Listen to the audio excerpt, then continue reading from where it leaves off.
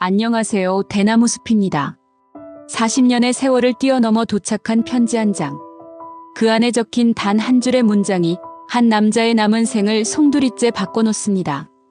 과거와 현재가 뒤엉키고 묻혀있던 진실이 서서히 드러나는 순간, 당신이라면 그 편지를 끝까지 읽을 수 있을까요? 영상 시작 전 구독과 좋아요는 영상 제작에 큰 힘이 됩니다. 지금부터 회색빛 오후에 찾아온 편지를 시작하겠습니다. 2025년 봄, 준우는 손자 민준이의 축구 경기를 보러 갔습니다. 관중석에서 목청껏 응원하는 할아버지의 모습에 민준이는 더욱 신나게 뛰었습니다. 경기가 끝나고 집으로 돌아가는 길, 민준이가 물었습니다. 할아버지, 진짜 40년 동안 아빠 모르고 살았어요? 그래, 할아버지가 너무 어리석었단다. 그럼 이제부터는 계속 같이 있을 거예요? 물론이지. 할아버지가 어디 가겠니? 민준이는 할아버지 손을 꼭 잡으며 말했습니다. 좋아요. 할아버지가 있으니까 우리 가족이 더 행복해졌어요. 그 말을 듣는 순간 준우는 가슴 깊은 곳에서 울컥하는 감정을 느꼈습니다. 40년 동안의 공백이 아직도 아프긴 했지만 이제는 미래에 대한 희망이 더 컸습니다. 제1장 낡은 우체통. 2024년 10월 어느 쌀쌀한 아침이었습니다. 박준우는 68년 인생의 무게를 온몸으로 느끼며 낡은 단독주택의 삐걱거리는 계단을 천천히 내려섰습니다. 아내 영희가 세상을 떠난 지 벌써 3년.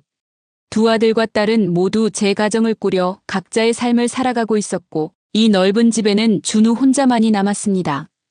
그의 하루 일과는 단조로웠습니다.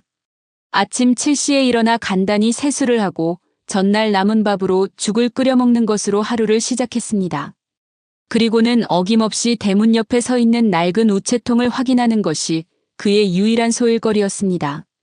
오늘도 별거 없겠지. 준우는 중얼거리며 녹슨 우체통을 열었습니다.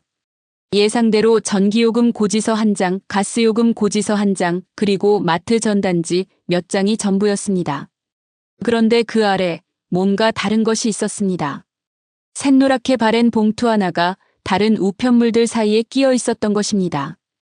요즘 세상에 누가 이런 옛날 편지 봉투를 쓴단 말인가 싶어 자세히 들여다본 준우는 순간 숨이 멎는 것 같았습니다. 박준우 귀하라고 적힌 받는 사람란, 그리고 봉투 뒷면에 적힌 보내는 사람의 이름. 정서연.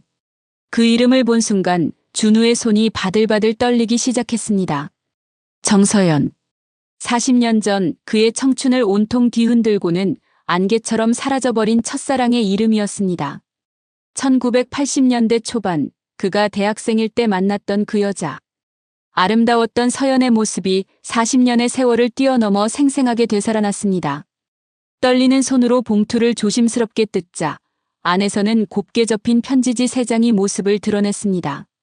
희미해진 푸른 잉크 자국 위로 꿈에서도 그리던 서연의 단정한 필체가 고스란히 남아있었습니다. 준우 씨에게로 시작하는 편지를 읽어내려가던 준우는 두 번째 문단에서 완전히 멈춰버렸습니다. 거기에는 그의 남은 생을 통째로 뒤엎을 한 문장이 적혀 있었기 때문입니다. 우리에게 아이가 생겼어요. 준우 씨, 당신이 떠난 후에 알게 되었답니다. 준우는 편지를 든 채로 그 자리에 주저앉았습니다. 세상의 모든 소리가 사라지고 오직 그 글자들만이 그의 의식을 잠식했습니다. 아이라니. 서연과 나의 아이라니. 40년 동안 존재조차 몰랐던 아이가 이 세상 어딘가에 살고 있다는 것일까요? 편지를 끝까지 읽은 준우는 더욱 충격에 빠졌습니다. 서연은 이미 5년 전에 세상을 떠났고 이 편지는 그녀가 생전에 써놓고 지인에게 부탁해서 뒤늦게 전달된 것이었습니다. 편지 말미에는 이런 구절이 있었습니다. 준우 씨를 원망하지 않아요. 우리는 그저 엇갈린 인연이었을 뿐이에요. 하지만 이 아이만큼은 압이 없는 자식으로 키울 수 없었어요. 그래서 저는 다른 사람과 결혼하기로 했습니다. 아이는 건강하게 잘 자라고 있어요. 혹시 기회가 된다면 언젠가는 만나보셨으면 합니다. 준우의 눈에서 뜨거운 눈물이 쏟아져 내렸습니다. 40년 전 자신의 어리석은 선택이 얼마나 많은 것을 앗아갔는지 이제야 깨달았습니다. 그날 밤 준우는 잠을 이루지 못했습니다. 머릿속에서는 서연의 목소리와 존재조차 몰랐던 아이의 모습이 끊임없이 떠올랐습니다. 제2장. 빛바랜 기억의 조각들. 며칠을 뜬 눈으로 지새운 준우는 마치 다른 사람이 된 것처럼 변했습니다. 평소에는 규칙적으로 먹던 식사도 거르고 TV도 켜지 않은 채 하루 종일 서연의 편지만 들여다보고 있었습니다. 기억의 수문이 터져버린 듯 40년 전의 그 시절이 홍수처럼 밀려왔습니다. 1983년 가을, 덕수궁 근처의 작은 서점에서 처음 만났던 서연. 문학을 전공하던 그녀는 준우보다 1살 어렸지만 어른스럽고 지적인 매력이 있었습니다. 이 책 읽어보셨어요? 정말 좋더라고요. 서연이 손에 든 헤르만 헤세의 데미안을 보며 건넨 첫마디가 그들의 인연의 시작이었습니다. 가난한 고학생이었던 준우에게 유복한 집안의 딸인 서연은 다른 세상 사람 같았지만 묘하게도 두 사람은 금세 가까워졌습니다. 함께 걸었던 덕수궁 돌담길의 가을 낙엽, 허름한 극장 2층에서 몰래 나눴던 첫 키스, 한강공원에서 밤늦도록 나눈 철학적인 대화들. 모든 것이 어제 일처럼 선명했습니다. 서연은 준우에게 세상에서 가장 소중한 존재였고 그녀와 함께하는 시간은 마법 같았습니다. 하지만 그들의 사랑에는 현실이라는 높은 벽이 가로막고 있었습니다. 서연의 아버지는 유명한 내과 의사였고 어머니는 명문대 출신의 교수였습니다. 반면 준우는 시골에서 올라온 가난한 농부의 아들이었습니다. 장학금으로 겨우 대학을 다니고 있었고 아르바이트를 해서 생활비를 벌어야 했습니다. 처음에는 그런 차이들이 문제가 되지 않는 것 같았습니다. 서연은 준우의 가난을 전혀 개의치 않았고 오히려 그의 성실함과 진실함을 더 좋아한다고 말했습니다. 하지만 시간이 흐르면서 주변의 시선과 압박이 점점 커져갔습니다. 서연의 부모님은 두 사람의 관계를 알게 된 후 강하게 반대했습니다. 우리 딸이 고생할 일이 뭐 있느냐며 준우를 만나지 못하게 했습니다. 서연은 부모님을 설득하려고 노력했지만 집안의 압력은 갈수록 심해졌습니다. 그리고 1984년 봄 모든 것이 끝장난 그날이 왔습니다. 서연의 부모님이 직접 준우를 찾아와 우리 딸과 헤어져 달라고 무릎을 꿇고 부탁했던 그날. 준우는 자존심에 상처받고 분노에 휩싸여 서연에게 해서는 안 될 말을 쏟아냈습니다. 그래. 나는 가난해. 너 같은 아가씨랑 어울릴 사람이 아니야. 그냥 우리 깔끔하게 헤어지자. 자격지심에 사로잡힌 준우는 서연을 향해 차가운 말을 던졌습니다. 서연은 아무 말 없이 눈물만 흘렸고 그것이 두 사람의 마지막이었습니다. 그 후로 서연은 흔적도 없이 사라졌습니다. 준우는 며칠 뒤 후회하며 그녀를 찾아 헤맸지만 서연의 가족들은 이미 다른 곳으로 이사한 뒤였습니다. 대학 친구들에게 물어봐도 아무도 그녀의 행방을 알지 못했습니다. 그렇게 그의 첫사랑은 가슴에 지워지지 않을 흉터로 남았습니다. 준우는 그 후 몇 년간 서연을 잊으려고 노력했습니다. 다른 여자들을 만나기도 했지만 아무도 서연을 대신할 수는 없었습니다. 결국 30대 중반이 되어서야 지금의 아내인 영희를 만나 결혼했습니다. 영희는 좋은 사람이었고 준우는 그녀와 함께 평범하지만 행복한 가정을 꾸렸습니다. 하지만 마음 한구석에는 항상 서연에 대한 그리움이 자리하고 있었습니다. 그런데 이제 와서 아이가 있었다니. 서연은 왜 임신 사실을 말하지 않았을까요? 아니, 어쩌면 말하려고 했을지도 모릅니다. 그가 모질게 등을 돌렸을 뿐. 죄책감이 무거운 납덩이처럼 그의 가슴을 짓눌렀습니다. 준우는 편지를 다시 한번 읽으며 결심했습니다. 이대로 주저앉아 있을 수만은 없었습니다. 늦었지만 이제라도 진실을 찾아야 했습니다. 제3장.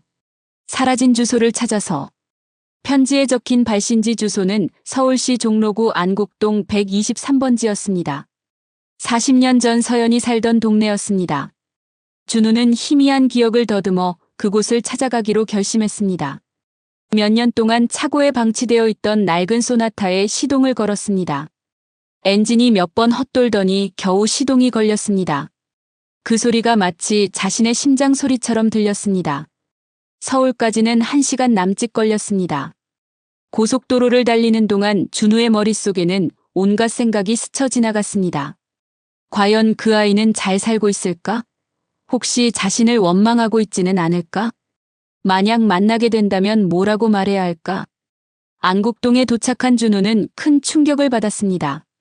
자신이 기억하던 모습과는 너무나도 달랐기 때문입니다. 서연의 집이 있던 한옥들이 늘어선 골목은 온데간데 없이 사라지고 그 자리에는 거대한 오피스텔과 상가 건물들이 들어서 있었습니다. 아, 이게 뭐야? 준우는 허탈한 마음으로 주변을 둘러보았습니다. 함께 걸었던 작은 공원도, 자주 들렀던 문방구도 모두 사라져버렸습니다. 모든 것이 낯설었습니다. 발길을 돌리려던 순간 골목 어귀에 자리한 작은 가게가 눈에 들어왔습니다. 대성쌀 상회. 낡고 허름한 간판이었지만 분명히 40년 전에도 저 자리에 있었던 가게였습니다. 준우는 마지막 희망을 품고 쌀가게로 들어섰습니다. 안에서는 70세쯤 되어 보이는 백발의 남자가 쌀포대를 정리하고 있었습니다. 안녕하세요. 준우가 인사를 건네자 가게 주인이 고개를 들었습니다. 김태식이라고 자신을 소개한 그는 이 동네에서 태어나 평생을 살아온 토박이었습니다. 혹시 이 동네에 오래 사셨습니까? 준우의 떨리는 물음에 태식은 고개를 끄덕였습니다. 그럼요. 우리 아버지 때부터 여기서 장사했으니까 60년은 넘었지요. 용기를 내어 준우는 서연의 이름을 꺼냈습니다. 혹시 정서연이라는 사람을 아십니까? 40년쯤 전에 이 근처에 살았는데. 태식은 한참 동안 눈을 가늘게 뜨고 생각에 잠기더니 하고 짧은 탄성을 뱉었습니다. 기억나네요. 의사 선생 댁 딸 아가씨 말씀이시죠? 정말 예쁘고 똑똑한 아가씨였는데. 준우의 심장이 빨리 뛰기 시작했습니다. 그분이 어떻게 되셨는지 혹시 아십니까? 태식은 잠시 망설이더니 입을 열었습니다. 글쎄요. 어느 날 밤에 야반도 좋아듯 온 가족이 이사를 가버렸어요. 무슨 일이 있었는지는 모르겠지만 임신한 몸으로 말이에요. 그 말에 준우는 가슴이 철렁 내려앉는 것을 느꼈습니다. 소문은 사실이었던 것입니다. 어디로 이사 가셨는지는. 준우의 간절한 물음에 태식은 고개를 저었습니다. 그건 아무도 몰라요. 하루아침에 갑자기 떠나버리셨거든요. 그 후로는 소식이 끊어졌고. 준우는 실망스러웠지만 포기할 수 없었습니다. 그는 태식에게 감사 인사를 하고 가게를 나섰습니다. 그리고 문득 편지 봉투에 찍힌 희미한 소인을 떠올렸습니다. 수원 우체국. 수원. 준우는 중얼거렸습니다. 서연의 가족이 수원으로 이사를 갔을 가능성이 있었습니다. 그는 지푸라기라도 잡는 심정으로 수원으로 향했습니다. 수원시청 민원실에 도착한 준우는 직원에게 사정을 설명했습니다. 하지만 40년 전 기록을 찾는 것은 불가능에 가까웠습니다. 개인정보보호법 때문에 함부로 정보를 제공할 수도 없다고 했습니다. 여러 주민센터와 파출소를 돌아다니며 며칠을 헤매던 준우는 지쳐 있었습니다. 포기하고 돌아서려던 그때 한 동주민센터에서 나이 지긋한 직원이 그의 딱한 사정을 들어주었습니다. 이순애라는 이름의 65세 여직원이었습니다. 그녀는 30년 넘게 이 일을 해온 베테랑이었습니다. 개인정보는 드릴 수 없지만 공개된 기록 정도는 찾아드릴 수 있을 거예요. 순애는 정성스럽게 옛날 자료들을 뒤지기 시작했습니다. 컴퓨터로 검색하고 오래된 서류 더미도 직접 찾아보았습니다. 몇 시간의 기다림 끝에 그녀가 작은 단서를 찾아냈습니다. 있네요. 정서연 씨의 아버지 되시는 분이 몇 년 전에 수원연화장에서 장례를 치르신 기록이 있어요. 그리고 상주로 등록된 분이 순애가 잠시 멈춘 뒤 말했습니다. 한민수라고 되어 있네요. 한민수. 준우는 고개를 갸웃했습니다. 서연의 아들이라면 성이 박 씨여야 할 텐데 왜 한 씨일까요? 그 순간 준우는 서연의 편지 내용을 떠올렸습니다. 그녀가 다른 사람과 결혼했다고 했던 것을. 그렇구나. 준우는 씁쓸한 미소를 지었습니다. 서연은 아이를 위해 다른 남자와 결혼했고 아이는 그 남자의 성을 따라 한민수가 된 것이었습니다. 피가 거꾸로 솟는 듯한 배신감과 아이를 지키려 했던 그녀의 마음에 대한 미안함이 뒤섞여 준우의 가슴을 후벼 팠습니다. 이제 그는 자신의 아들일지도 모르는 한민수라는 낯선 이름을 찾아야만 했습니다. 40년 전 첫사랑의 편지, 그리고 낯선 이름 한민수. 준우는 이제 그 이름을 따라가야만 합니다. 그 끝에는 과연 무엇이 기다리고 있을까요? 궁금하시다면 다음 화도 꼭 함께 해주세요. 구독과 좋아요는 앞으로의 이야기를 이어가는 가장 큰 응원이 됩니다. 다음 시간에 다시 뵙겠습니다.